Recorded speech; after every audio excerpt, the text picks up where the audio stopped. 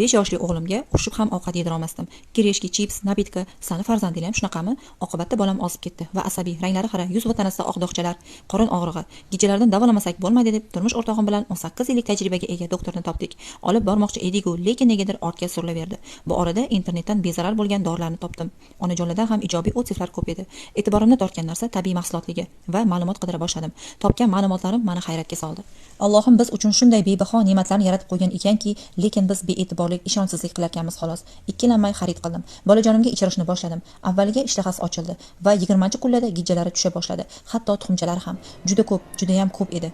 Bechora bolamni ichi to'lib ketgan ekan. Sizlarga aytgan 18 yillik tajribali doktorga Telegram orqali video tashladim. Tavakkal, javob yozib qolar deb.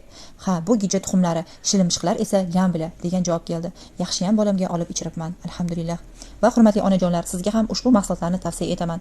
Shu naborni o'zi bilan bolajoningiz ham gijjalardan qutuladi, ham immuniteti mustahkam bo'ladi, tish va suyaklari uchun muhim bo'lgan vitaminlar bilan ham to'yinadi. Farzandingizni gijja va parazitlardan qutqarmoqchi bo'lsangiz, kommentariyaga gijja so'zini yozib qoldiring.